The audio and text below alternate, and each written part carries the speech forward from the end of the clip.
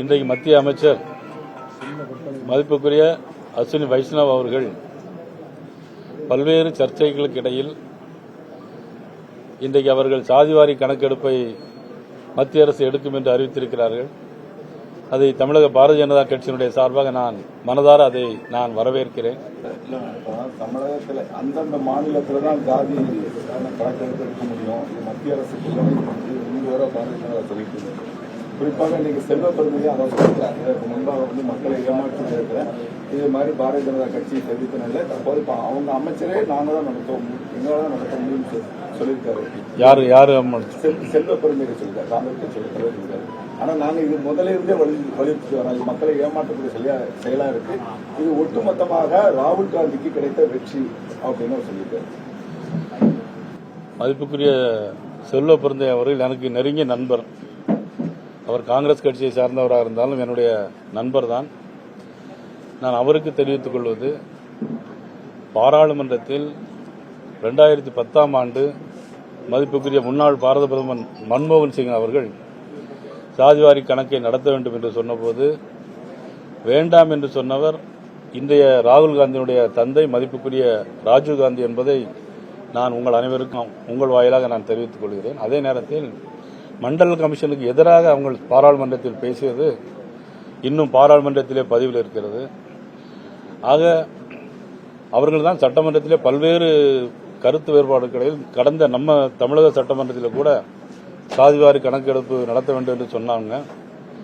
அதனுடைய அடிப்படையில் நாங்கள் கூட அதை பற்றியெல்லாம் பேசியிருக்கிறோம், விவாதிக்கிறோம். இந்த சூழ்நிலையில் இதுக்கெல்லாம் முற்றுப்புள்ளி வைக்கிற வகையில் அகில இந்திய அளவில் மத்திய அரசு எடுக்கும் என்கிற இதை நான் வரவேற்கிறேன்.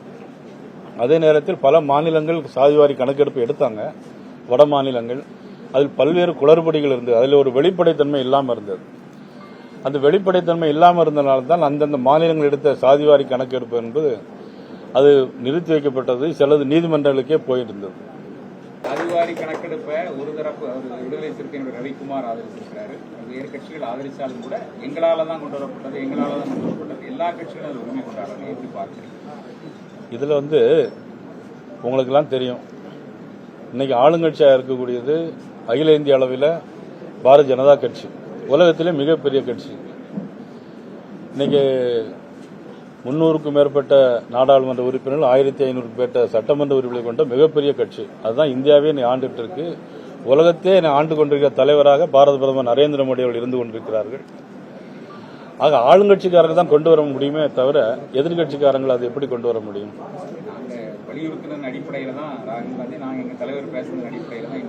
அதான் ராகுல் காந்தி நான் சொன்ன அவருடைய தந்தையார் ராஜீவ் காந்தி இதற்கு எதிராக இருந்தவர் தானே. பாராளுமன்றத்தில் மண்டல் கமிஷனுக்கு எதிராக இருந்தவங்க. மதிப்புக்குரிய முன்னாள் பாரத மன்மோகன் சிங் அவர்கள் பாராளுமன்றத்தில் பேசும்போது அதுக்கு எதிராகவே இருந்தது தான் காங்கிரஸ் கட்சி. எப்போதும் இல்லாத அளவுக்கு இந்த தடவை சட்டசபை முதலமைச்சர் பேசும்போது தடுமாற்றங்களை பார்க்க முடியுது. வரக்கூடிய தேர்தல் கைத்தின் காரணமாகவா யாருக்கு தடுமாற்றம் வந்துச்சு?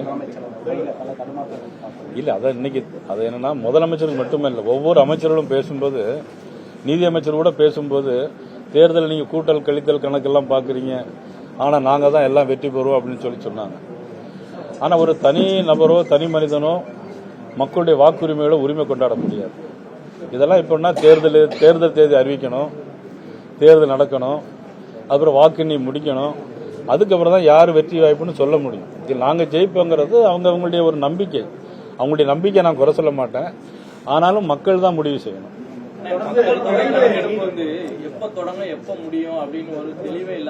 என்ன எது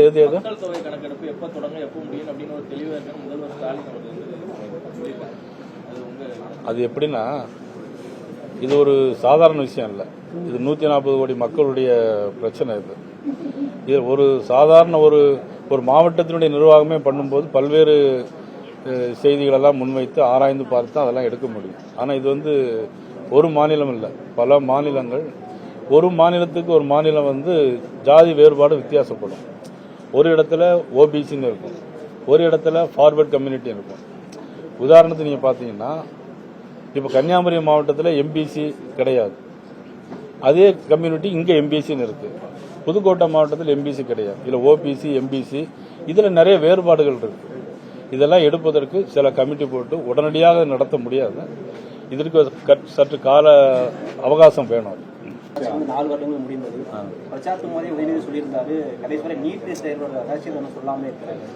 அதை இப்ப நான் சொன்னேன், அவங்க எதுவுமே சொன்னதை செய்வோம் மாத்தி இல்லைன்னா எப்படின்னா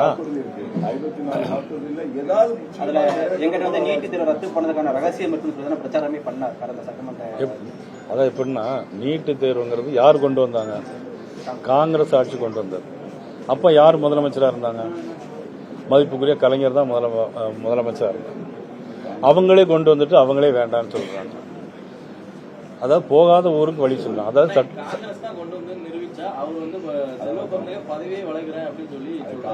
இது நிரூபிக்க வேண்டிய அவசியம் இல்லை. நீங்க இல்ல கைப்புண்ணுக்கு கண்ணாடி ஒன்றும் தேவையில்லை.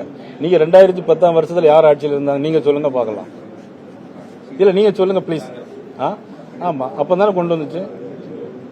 அப்போ இன்னொன்று கேட்குறேன்னா, இந்த நீட்டு தேர்வு இருக்கு இல்லையா, அப்போ ஒரு நீதிபதி மாறுபட்ட தீர்ப்பு கொடுத்தாரு. இன்னும் அந்த தீர்ப்பு கொடுக்கும்போது ஒரு ஜட்ஜ்மெண்ட் எழுதும்போது மினிட்ஸ்னு ஒன்று எழுதுவாங்க. அந்த மினிட்ஸ் எழுதும்போது எழுதவே இல்லை, ஆனால் தீர்ப்பு கொடுத்துட்டாரு. ஆனால் இன்னும் நீதிபதி வந்து அந்த தீர்ப்பை என்ன பண்ண ரத்து பண்ணியிருக்காரு. ஆனால் இன்னும் உச்ச நீதிமன்றத்தில் வழக்கு நிலுவையில் இருக்கு. நான் கேட்கிறேன் முதலமைச்சரை பார்த்து அல்ல திமுக பார்த்து, ஏன் அந்த வழக்கில் நீங்க அதில் சேர்த்துக்கல? அந்த வழக்கில் தன்னை சேர்த்துக்கணுமா வேண்டாமா? அந்த வழக்கில் சேர்த்துட்டு நீட்டு தேர்வு ரத்து செய்யணும். அவங்க இதுவரைக்கும் ஒருத்தரும் வழக்கிலையும் சேர்க்கல, வழக்கும் போடல. சட்டசபையில ஒரு சட்டமன்ற உறுப்பினர் இருக்கீங்க. தேர்தல் நேரத்தில் உதயநிதி ஸ்டாலின் சொல்லும்போது நீட்டு ரத்து பண்ணது பெரிய விஷயம் தேவையில்லை, நாணம் ரோசம் சூடு சொரணை இதெல்லாம் இருந்தாங்கன்னா எங்க அப்பா பாக்கெட்ல அதோட ரகசியம் இருக்கு, அதை எடுத்து அந்த ரோசக்காரலாம் வெளியே கொண்டு வந்தாங்க. அது ஏதாவது தொடர்பாதுன்னு கேட்டுருக்கீங்களா? ஏன்னா அவங்க பாக்கெட்ல நீங்க சொன்ன வார்த்தைய எல்லாரும் பார்த்துட்டு இருப்பாங்க. நீங்க சொன்ன வார்த்தையை நான் சொல்றேன். அவரு சொன்னதா நீங்க சொல்றீங்க. அப்ப பரவாயில்ல. அப்படி அவர் சொல்லியிருந்தா நம்ம அது வந்து அந்த வார்த்தைகள் வந்து அர்த்தம் என்னங்கிறது அவரு சொன்னதை செஞ்சிருக்காரான்னு பார்க்கணும். அதே வார்த்தைகளை நம்ம திருப்பி நான் சொல்ல கூடாது. தமிழக முதல்வர் வந்து தேர்தல் வேலைகள் தொடங்கியாச்சு அப்படின்ட்டு நாங்க ஏற்கனவே தொடங்கிட்டோம் அப்படின்ட்டு பாஜக பொறுத்த வரைக்கும் தேர்தல் வேலைகள் தொடங்கிட்டீங்களா? இது தேர்தல் வேலை மெதுவாக தான் 1 வருஷம் இருக்கு. அவங்க ரொம்ப சீக்கிரமா ஆரம்பிச்சு சீக்கிரமா போலான்னு நினைக்கிறாங்க. நாங்க சீக்கிரம் செய்திகளை உடனுக்குடனும் துல்லியமாகவும் தெரிந்து கொள்ள சப்ஸ்கிரைப் பண்ணுங்க.